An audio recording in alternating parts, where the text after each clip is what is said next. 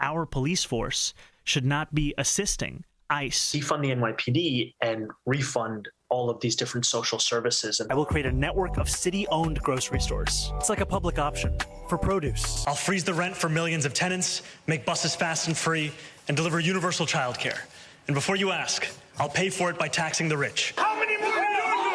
How many more New Yorkers will you detain? How many more New Yorkers without tolling? Do you believe in the First Amendment?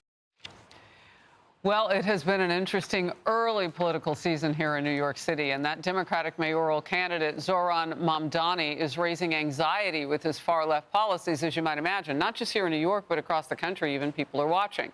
I will talk directly to a group of New Yorkers about all of this in a special roundtable. And it's interesting, one of these guests just said this is a huge moment in all of politics. We'll get to it.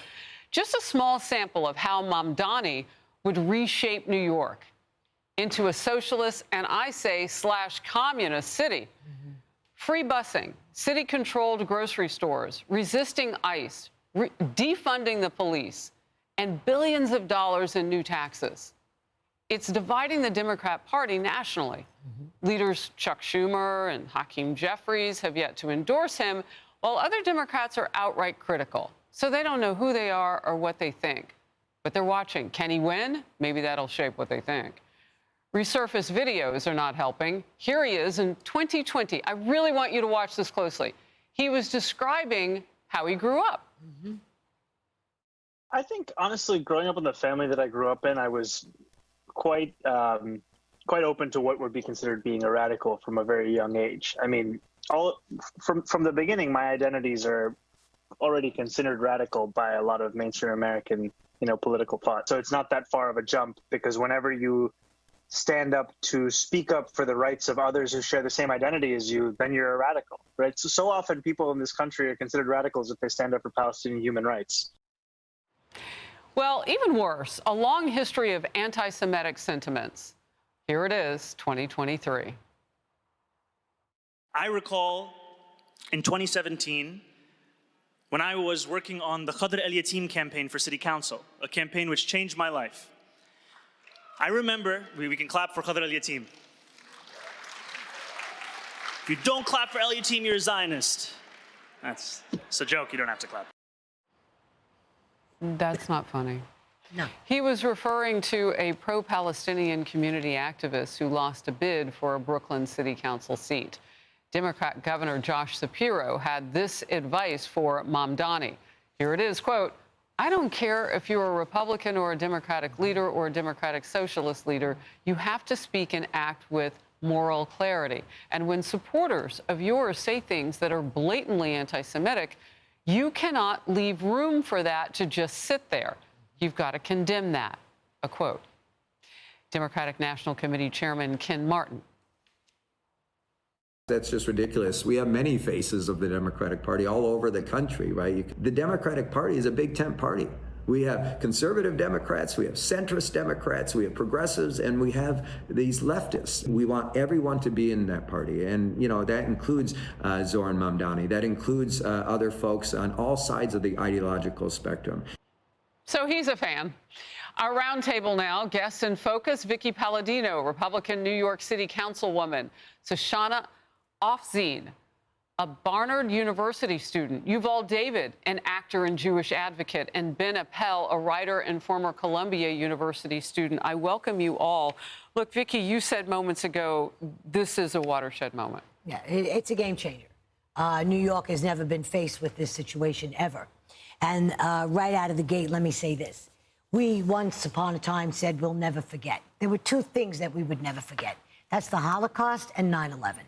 And we've got somebody running for the mayor of the city of New York, 33-year-old kid, raised in a communist sort of environment between his mother and his father, who teaches at Columbia University, running on a communist principle and an anti-Semitic principle. Strong, strong. And he won the Democratic primary. New York has never, ever been in this situation. I've seen many mayor's races, many. And I have to say this to you. There is a dark cloud hanging over New York right now, because the reality that somebody like him, who hates Jews, who hates America, he is definitely he's going to run the economic capital of the world, and his communist ways of thinking. There's so many fragments to this guy, so many. So, Shauna, when you look at it statistically, the primary that swept him into, a bigger running and fame across the country actually was a pretty small pool of voters. So we don't know what people are going to do in the main election. So we're watching for that. But one thing that Mamdani says is that he has people in your younger age group locked up. Does he? For sure. I mean, to Mamdani's credit, he's managed to run a pretty successful, unprecedented campaign. And ironically, for a purported socialist, he has successfully capitalized on economic dissatisfaction and discontent with the Democratic establishment. And so I'm looking at my fellow Gen Z voters, and he's able to prey on them not just because they're sponges, they're soaking up all of his material, they're probably involved in demonstrations on their college campus, which I can speak to at Columbia, that's definitely the case, but also the professors that are teaching them are indoctrinating them. Mamdani's own father, Mahmoud Mamdani, is a professor at Columbia. And if you read his scholarship, if you can even call it that, it's predicated on Holocaust inversion. He literally lauds suicide bombers.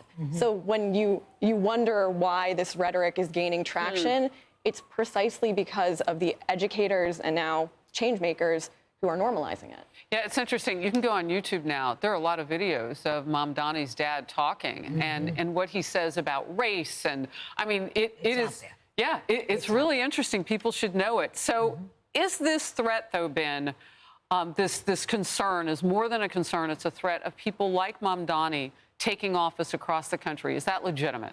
I think so. I mean, we're talking about a watershed moment. The Democratic Party is really in a new place right now. And you were talking earlier about how the Democratic Party is supposedly a big tent party, and that's just not a reality at all. I mean, I'm a Democrat. I've always been a Democrat, and I find no place for me in that party any longer. And was my experience going into Columbia in 2017, early 2017, when I started. I was a progressive Democrat, a gay man who had worked in marriage equality campaign in Maryland and entered that space, and it was a huge wake-up call. I mean, I write about this in my book that, it really was a huge culture shock from the very first semester. Shoshana and I were talking about this prior to the panel. Before my first semester, the Muslim groups were hosting like an afternoon prayer for Muslims to kind of show solidarity with Muslim students at Columbia because of Trump's recently announced Muslim ban. So there was just a very strong focus on being very pro-Islam, very pro-Muslim, very pro-Palestine, and it was a huge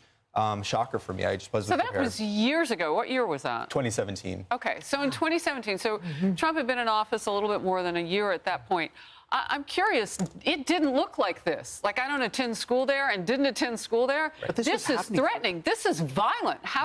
Talk to me about that journey. This was happening for a long time. I started to raise the red flag about the problems happening within the left-leaning progressive and throughout the Democrat Party as well.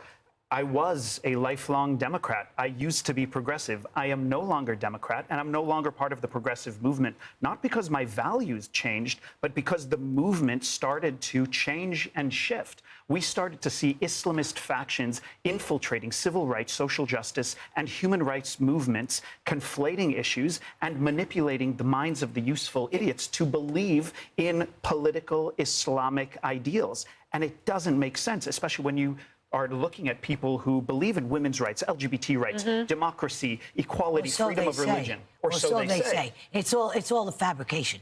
Because you know what? If you want to go back to Obama and you want to go back to those days, we can. Because this is how far back this goes. With you young people in school, this has been indoctrinated, this has been put in your blood, this has been put in your water.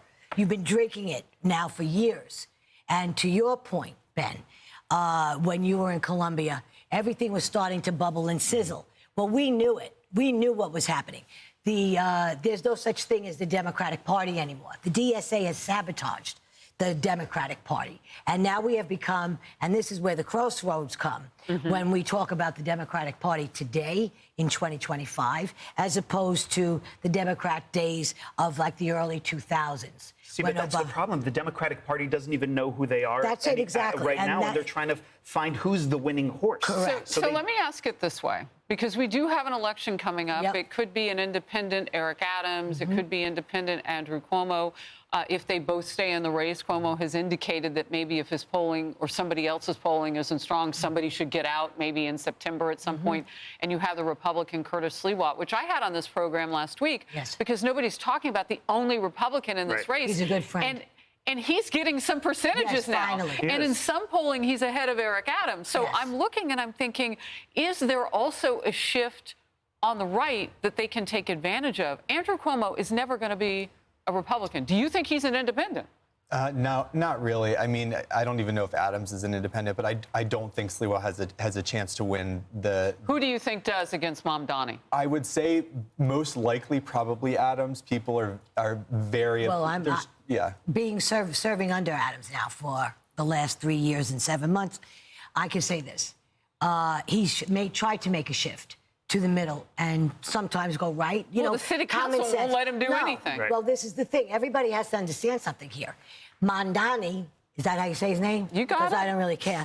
You got it. When we look at my city council, this is their dream come true. This is everything they want because they've been shooting at Adams now for 3 years and 7 months. But here's the problem that so many people are ignoring. Mamdani, a Marxist, wants to be the mayor of the financial capital of the world. It's a contradiction. Socialism doesn't It's a work here. contradiction. Sequitur. And that's why he was meeting with business leaders here. He went to, And what are Mr. the business Washington leaders goes saying? to D.C. himself, I suppose. And he's trying to woo also the Jewish vote. He's trying to, I won't say globalize intifada, but he doesn't condemn any of the meaning of that, Nor will that we millions of ever. people, not just in the state, Correct. but around the world have for it. But I want to go to Shoshana right now, because a lot of what Mamdani is talking about is aimed at young people on their come up, if you will. And so it's the price of things. Do you want free buses? And by the way, I've been to a communist grocery store. It's not what you want. There's no choice. Right. And it feels like someone is constantly telling you that you are not enough and not worth enough for us to put choice and good food up on the shelves. So is this what people want? Do they want free stuff that badly? I think they're just upset with the status quo. And the thing about Mamdani is that he's a disruptionist. He's not actually presenting a legitimate policy platform. Like, I haven't seen a single promise from him that reads as practical. Like, I have to say, you can berate his short-sighted idealism or half-baked fiscal policy all you want, but at the end of the day, it's about his charisma. He's undeniably alluring to the Gen Z voter because he's giving them the polar opposite of what they've been fed their entire lives. And so they know that they can't afford housing. They know that they will never be able to outpace their parents. They'll never have a better economic future. So can you even blame them? They're not educated, or actually, when they are being educated, that's the thing. When they are being educated, they're going to schools where they're getting taught by people like Mamdani's father. Right. I mean, Shoshana, you make so many good points there. And not that we think that you represent everybody who's Gen Z, but you are the very voter that he's looking for. And we'll have to see if those voters show up. Hey, everyone. I'm Emily Campagno. Catch me and my co-hosts Harris Faulkner and Kaylee McEnany on Outnumbered every weekday at 12 p.m. Eastern, or set your DVR. Also, don't forget to subscribe to the Fox News YouTube page for daily highlights.